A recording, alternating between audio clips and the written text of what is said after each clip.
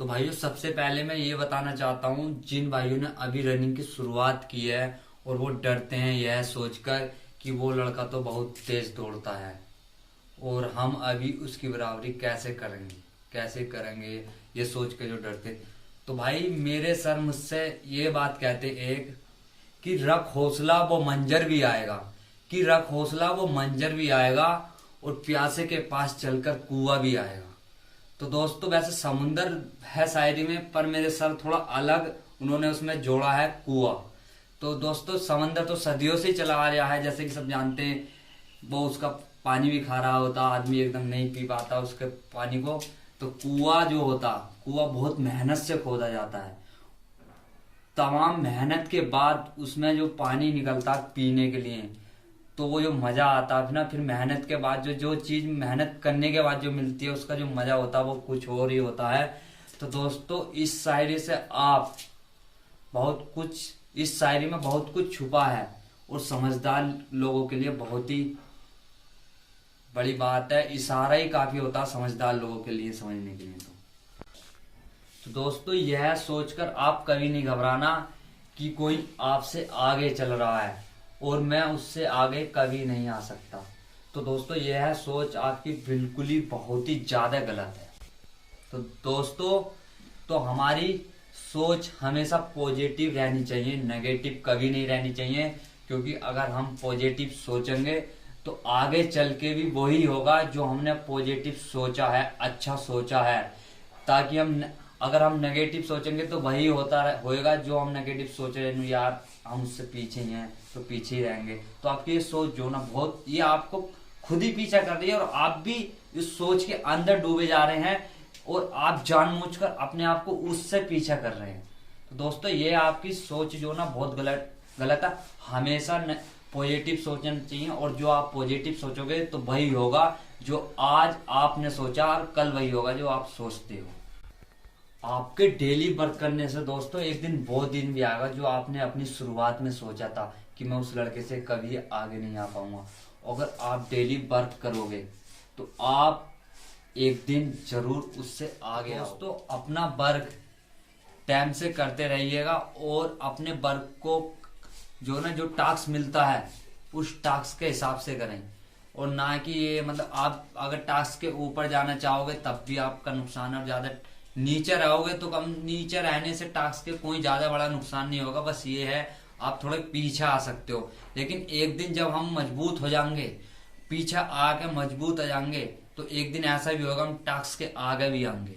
तो दोस्तों आप ये गलती नहीं करेंगे कि आप मतलब टास्क मिल जाए आप घबराहट में, मतलब हमें 400 मीटर की हिट है हमारी, हम 400 मीटर की हमें टास्क मिला हुआ 1:15 का, 1:15 के टाइम से लगाने का, और हम घबराहट में यार 10 मिली हैं, हम घबराहट में पूरे यार पूरी मारनी इतनी सारी।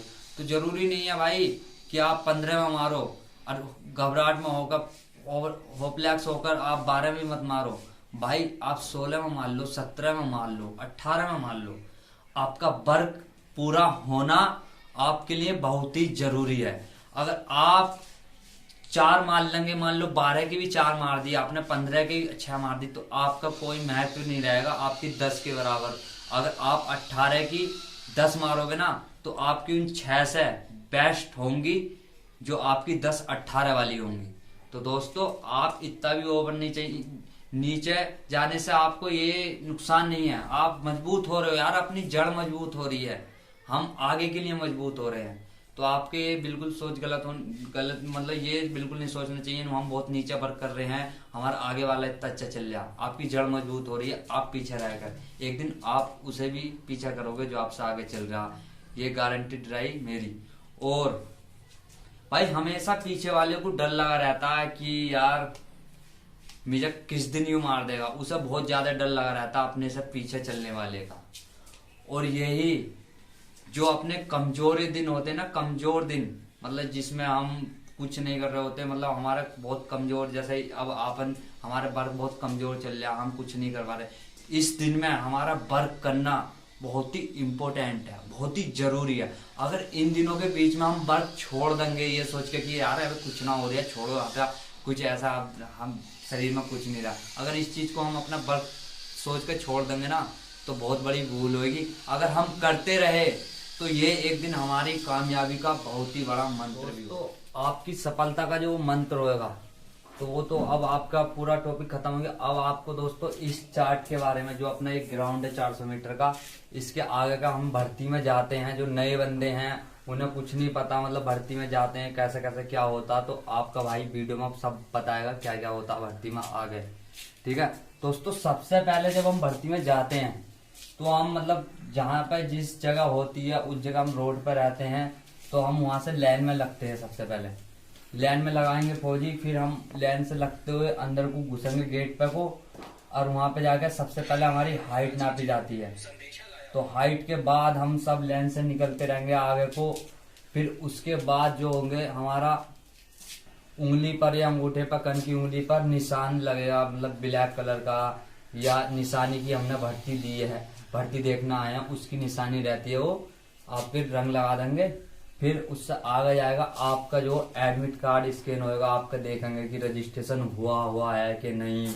और बहुत जगह मतलब आधार कार्ड भी चेक करते हैं और बहुत जगह नहीं भी करते आधार कार्ड। फिर उससे आगे जाकर हम ग्राउंड के बिल्कुल नजदीक पहुंच जाते हैं।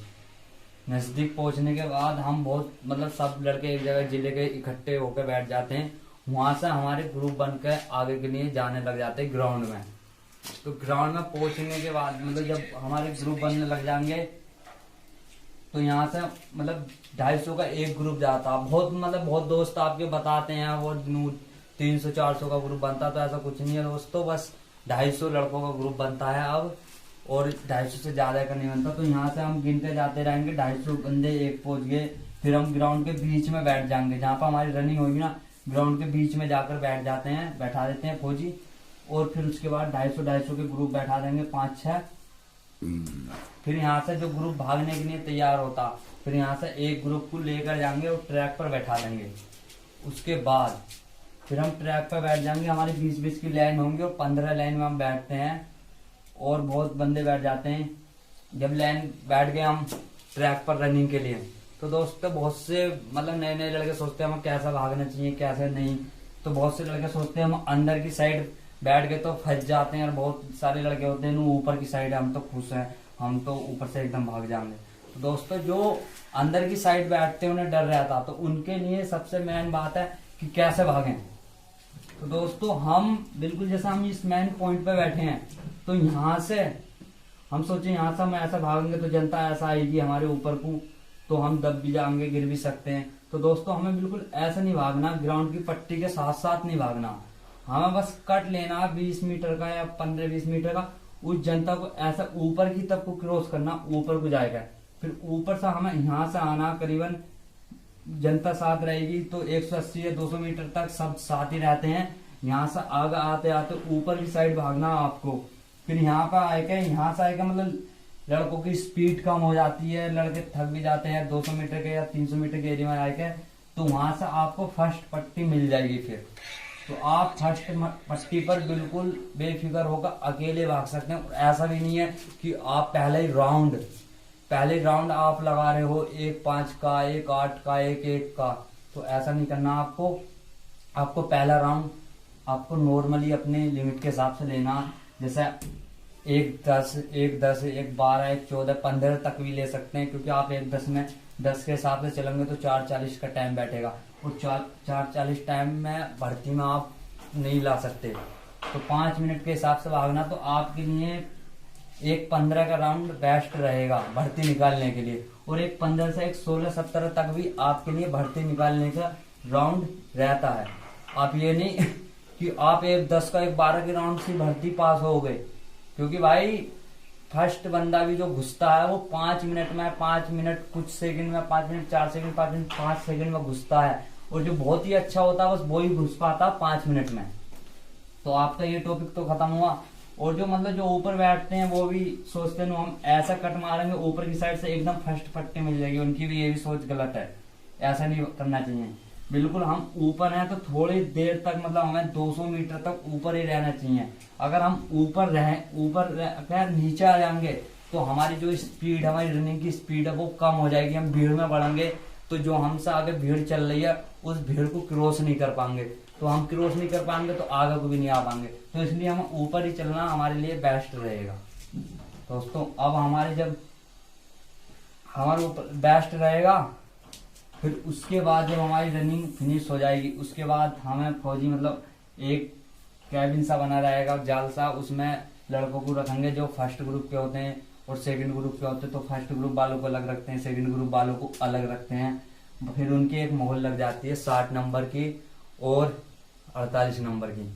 फिर उसके बाद हमारा एडमिट कार्ड ले लिया जाता है, उसे बॉक्स में बंद कर लेते हैं वो। फिर उसके बाद आगे को ले जाकर फिर हमारे फिंगर लगते हैं मशीन पर और आंखों स्कैन होती हैं। और उसके बाद हमें RMDS नंबर मिलता है, जो कि हमारे लिए बहुत ही मायने रखता है, बहुत ही जरूरी होता है। हमारे शुरू से लेकर लास्ट तक वो RMDS नंबर ही काम आता है। फिर उसके नंबर मिलने के बाद उसके आगे के बाद हमारे सबसे पहले होती है मतलब बीम लगते हैं।